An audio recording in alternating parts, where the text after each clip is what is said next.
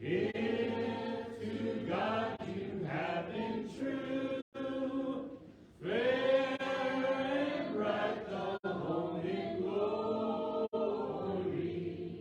your enraptured soul will view. Oh, to God's unchanging hand. Oh, to God's unchanging hand. Build your hopes on things eternal. Oh, to God's unchanging hand. Yes.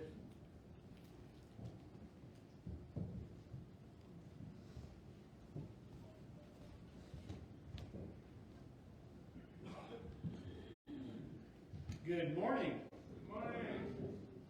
Happy Grandparents' Day.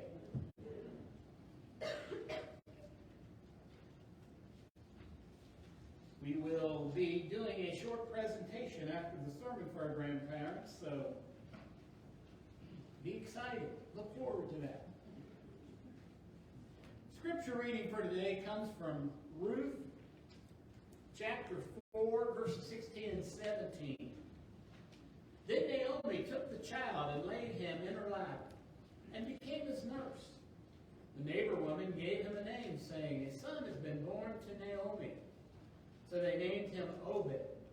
He is the father of Jesse, the father of David.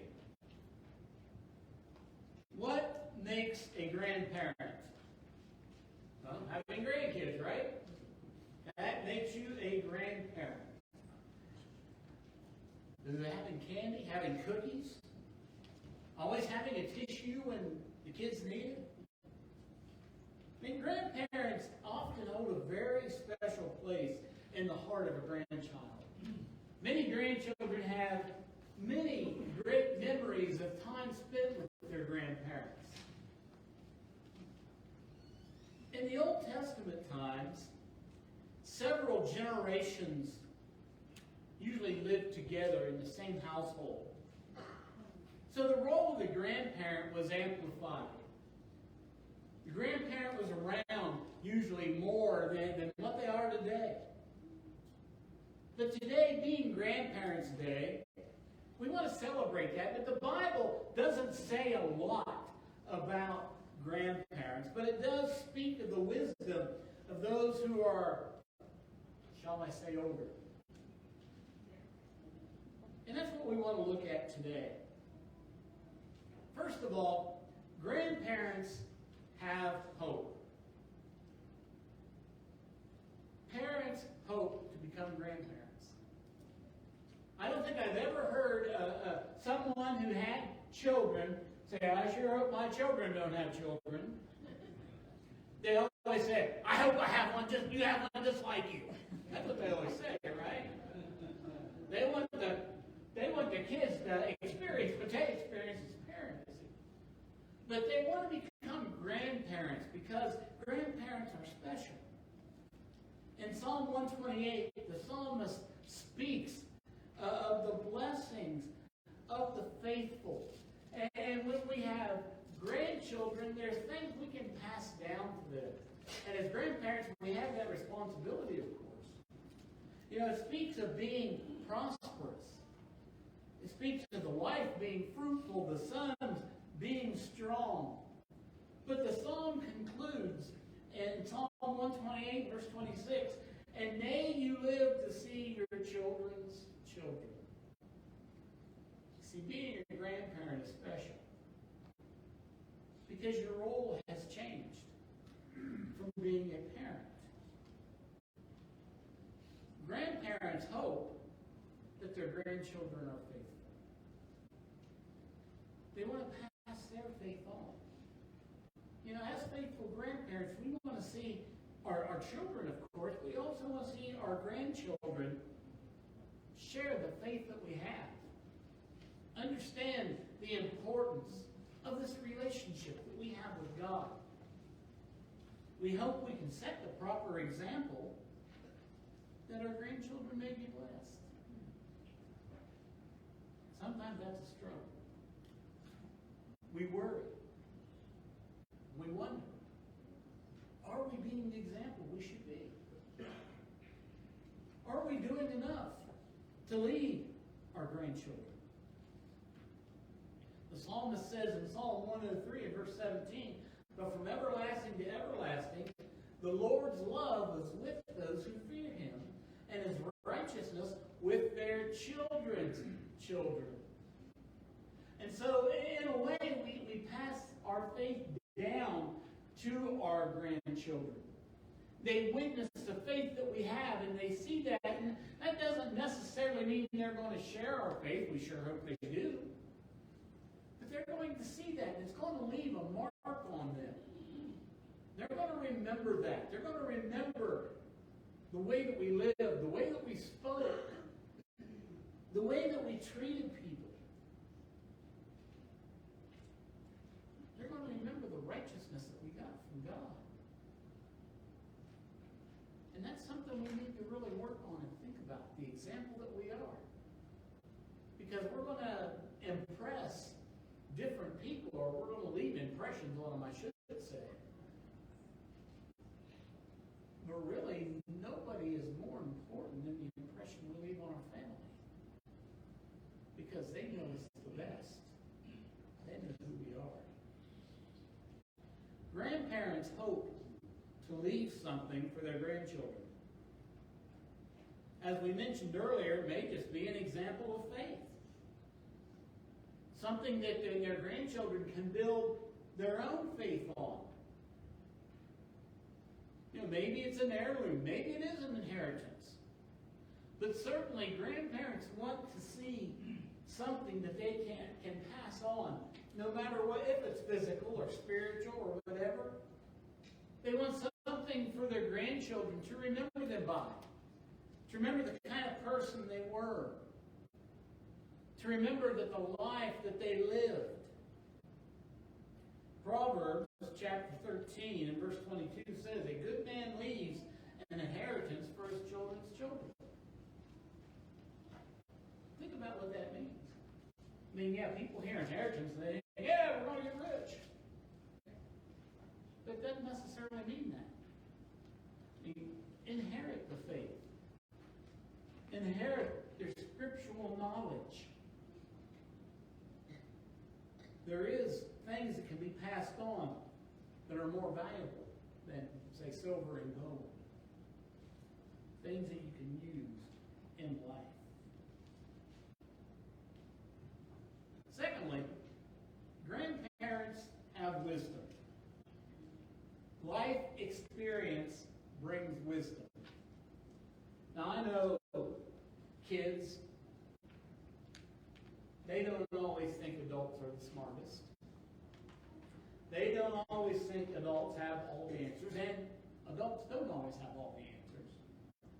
But what adults do have is life experience.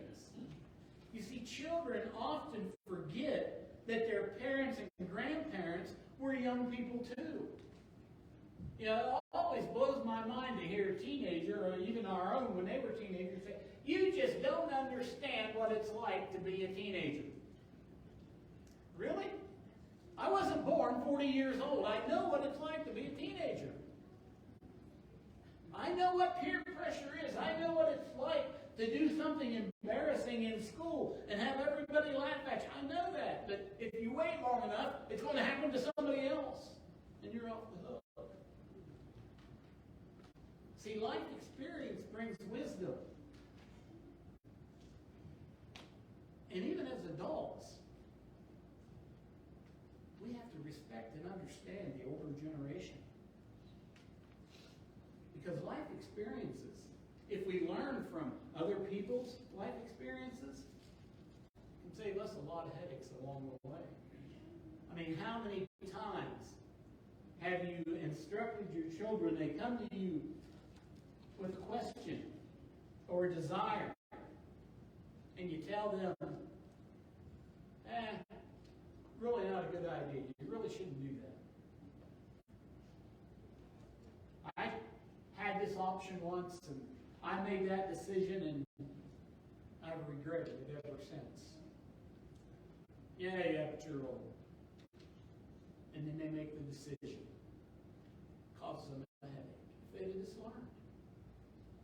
And so we have a vast experience as we get older to pass on to our children and our grandchildren. Solomon expressed it this way in Proverbs 16:31. Gray hair is a crown of splendor. It is attained by a righteous life. So when we look at the older generation, we need to look at them as a wealth of information. Especially grandchildren and children, they need to look at those people as someone that can help me with my life because they've been there. They understand. And we can grow from that. But it doesn't always work that way. Because that generation always thinks they're the smartest. They have all the answers. And they'll often discount the wisdom that comes with age. Yeah, sometimes we can have old-fashioned thinking. Sometimes we can want things to be like they were when we were younger. And the newer generation don't always understand that. You know what? When they become parents and grandparents, they will understand that. They will. Because you watch things as a period of time passes. You start thinking about what happened when things were like this. What happened when people acted this way? And boy, I wish I could go back to that day. I mean, think about it. I kind of had to laugh the other day. I saw a post on social media, and it said something like, 1993, don't talk to strangers. 2003, don't get in the car with the strangers. 2023, call a stranger to come and pick you up so you get in the car with them. How things change. And you look back and you think, when I was young, I was taught never. It wasn't so much not talk to strangers, but don't get in the car with a stranger. And you certainly didn't call them to come and tell you to pick you up. But yet, we live in a society today where a lot of our conveniences have created situations that put people in danger. I mean, think about it. When I was growing up, we didn't have computers, we didn't have smartphones, and you done your banking and kept track of it in the back of your checkbook with an ink pen. Guess what? Nobody could hack into that unless they came and stole your checkbook. Now they don't even have to be in this country to get your information if they know how to do it. But it's a convenience for us, but it puts people in danger. And growing up in that generation, we understand some of the dangers that we face, but the newer generation, because that's all they've ever known, they don't understand that and they don't see it. And so it's always smart to learn from somebody that has experience. And secondly, the older generation is to be respected. Now, a lot of times, older people are not respected. The life experience demands respect. Just their age, the fact that they've lived and the fact that they've survived through the things that they have. I know when I looked back at the older generation when I was growing up, I was talking or looking at people that lived through some extremely rough times. Some really difficult times. And here they are still living on that day and age and still going strong. Paul tells us in 1 Timothy chapter 5, verses 1 and 2, do not rebuke an older man harshly, but exhort him as if he were your father. And treat younger men as brothers, older women as mothers, and younger women as sisters with absolute purity. See, Paul was instructing a young Timothy to show respect to the older ones, to show respect to them. So many times as people get older in different walks of life, even in the church, they get put out to pasture instead of used and utilized and allowed to use their talents. And it's very important that you allow the older Christians to stay involved. Keep moving. Now, I know a lot of times, and I've heard this too, and this drives me nuts, and older Christians say, it's time for me to retire. Show me in the Bible where you're allowed to do that. It doesn't say that. It doesn't say you can retire. You got to teach the younger. Be an example to them. We don't want to turn the older people out to pasture. And we don't want to drive them out so they think it's time for them to quit. Yeah, but sometimes the younger generation, well, they're going to do things old-fashioned. And we do need to move things forward and stay modern, stay relevant to society to a point. But we still have to respect the traditions in times past because there's a lot to learn. There's a lot of good influence. I mean, think about it. Look at our church buildings here today across the country.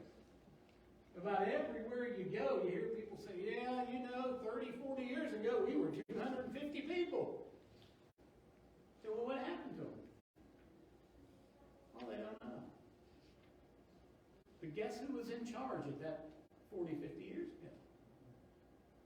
The generation you're wanting to throw out. They were out there doing what they were told to do, and we've got to learn from that. Because we've got to get the gospel message out there. Yeah, there's new ways to do it, but the message is the same. We can't refuse people their opportunity to serve. We can't refuse their wisdom. We have to learn from them. Friends, grandparents can often offer a different perspective. They see things differently. I mean, we learn that as we become grandparents, we're not parents anymore. You know, it's not up to us to be authoritarians of our children, for the most part. I mean, I know some people are raising their grandkids, and they have to. But generally speaking, as a grandparent, our responsibility is to spoil the grandchildren. It's to bring them to our house, let them have whatever they want, and then send them home. Let mom and dad deal with it. A lot of sugar. But I always laugh about mothers saying, you can't give my kid sugar, it gets them wound up. Only about 30 minutes, and then they crash. That's a good thing. But yeah, you think about it. As a grandparent, we're not going to raise our grandchildren the way we raised our children. That's not our responsibility. Our responsibility is to love them, to spoil them, to teach them, share our life experiences with them.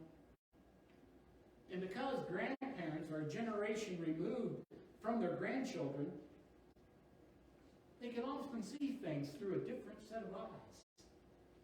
You know, they've had the opportunity to go through life, to see how they raised their children, to see what was good, what was bad, what worked, what didn't work. But imagine this. Imagine the grandparents reflecting with their grandchildren.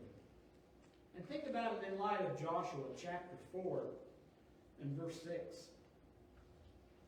Here it says, these stones serve as a sign among you. Excuse me.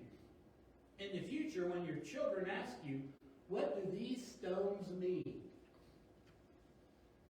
When Israel crossed the Jordan into the promised land, God told Joshua, you have each of the priests carry a stone across where you go onto land and build an altar. So there was 12 stones piled up as an altar over there. And he said, these are to remind you and your children. Now think about this. Here you are as one of the grandparents of a child of the Israelites, and you're walking along, and you come up on this monument, and they say, Grandpa, what's that? Look at those rocks. I said, well, let me tell you. When we crossed over the Jordan, it was a flood stage, but God rolled the waters back just like he did with the Red Sea. And we crossed, and the priest built that altar so we wouldn't forget. And son, I was there. I saw that. It was an opportunity to share the history of their family. And grandparents have that opportunity. You know, imagine the excitement that a family member would have. I mean, even today, you'll see people or hear people talking about their grandfather or grandmother or, further back, some of the great things they accomplished in the sense of family pride. We can have that pride. We can have that pride in our family. That's all right. And we can learn from them, and we can emulate them, and we can become like them. And that's why we want to set that good example as grandparents. Finally, grandparents have faith. And grandparents can pass that faith on. Many people in the church will credit the faith of their grandparents for the faith they have today.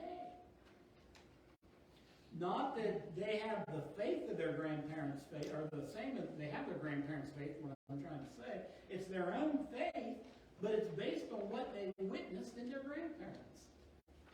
It's based on seeing how they were involved with the church, how they studied at home, how they prayed. And they passed that on to their grandchildren, and sometimes with not even knowing it. Because they just quietly lived their spiritual life, and their grandkids were watching them. The grandkids were watching them. I mean, think about it.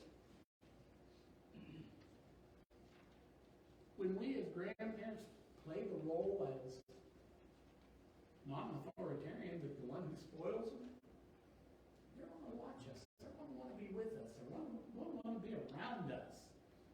And that gives us the opportunity to pass on our faith. It also works both ways. Sometimes we pass on that lack of faith. But I want you to think about how we pass on our faith. I mean, remember King Hezekiah? If we look at King Hezekiah and look at 2 Kings 18:3, it says, Hezekiah did what was right in the eyes of the Lord, just as his father David had done. Now, if you look at the generations, Hezekiah was not David's son in the literal sense. Hezekiah was not David's grandson in the literal sense. Hezekiah was David's grandson with 9 greats in front of him. He was 9 generations removed from David. And there was some nasty kings in between David and Hezekiah. But what we see is the example of a very faithful king influencing a king 9 generations later. You ever think about that? Of how your faith today can influence 9 generations in the future. It's the seeds you plant. It's the life you live. I mean, David probably never dreamed that his faith would still be remembered yet today. But here it is. We're still talking about it. And he still influenced people. But I want you to notice the predecessors of Hezekiah. First of all, his father Ahaz. 2 Kings 16:2. Ahaz did not do what was right in the eyes of the Lord his God. Hezekiah's father Ahaz was an evil king. Hezekiah didn't follow after him. Jotham, his grandfather, in 2 Kings 15:34. Jotham did what was right in the eyes of the Lord, just as his father David had done. And so Hezekiah didn't imitate the acts of his father, but the acts of his grandfather. He saw his grandfather ruling the nation, just as God had wanted him to. And so that's the way he ruled. Paul commended Timothy's grandmother for her faith. Lois passed her faith on to her daughter Eunice.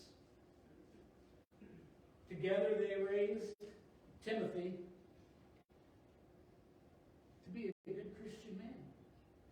You know, we have to remember that Eunice was married to a Greek man. She was married to a Gentile. And all indication was she was married to a Gentile that was not a believer. Because Paul says nothing about Timothy's father passing his faith. Only his mother and his grandmother influencing him to be the young man that he was.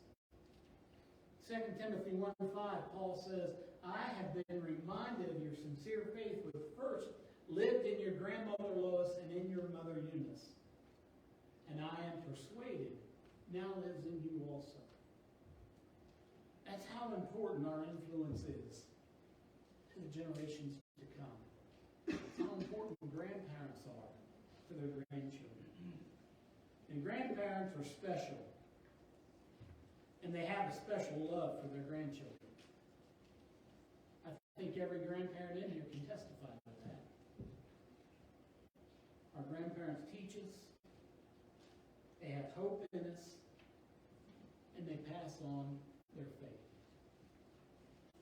And you ever told people, let me show you pictures of my grandchildren.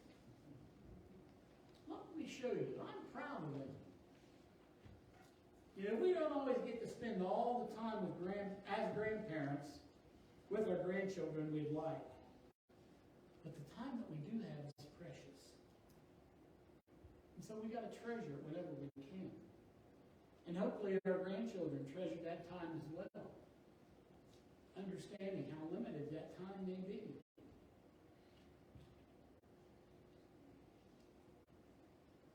Today I want you to think about your grandparents. How they've influenced you. And what they've done for you. Now I want you to think about